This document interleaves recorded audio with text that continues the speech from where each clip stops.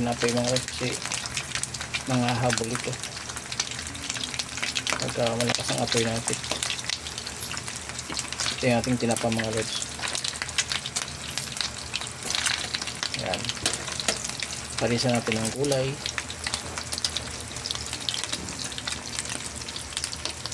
Ayan, okay lang yung mga lods, landahan lang apoy natin kasi nga pagka malakas ang apoy natin ano siya, tumatalon yung mantika mga lods, natamaan tayo. Ayan, takpan muna natin mga lods kasi tumatalon yung mantika eh. Ayan, baliktarin na natin.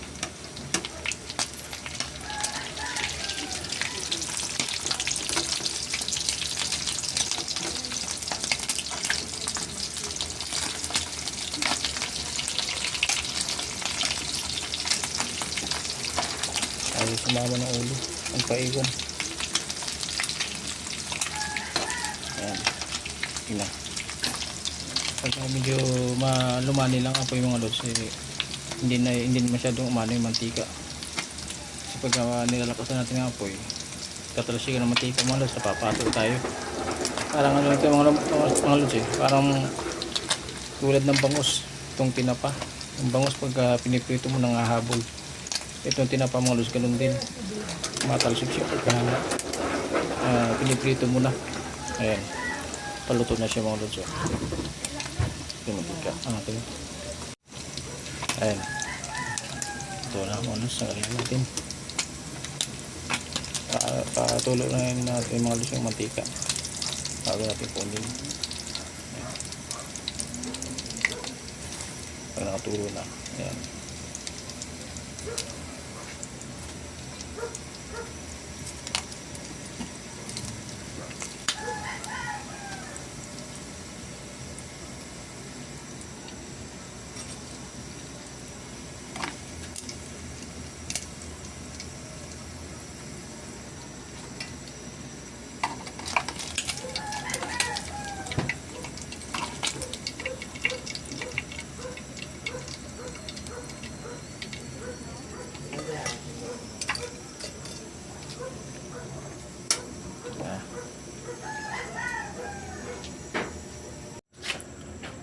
Ito yung gulay na langka natin mga lods na pinarisan ng dilis. Ayan, galing from kapitbahay mga lods.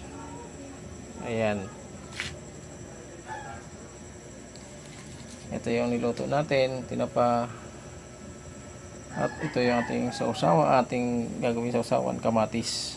Ayan mga lods, yan yung ating recipe na naman. Simple lang pero may dating. Diba mga lods? Okay. Ayan, at thank you very much sa panonood ng aking munting vlog. Ayan, ingat po tayo. God bless po sa ating lahat mga lods. Bye bye.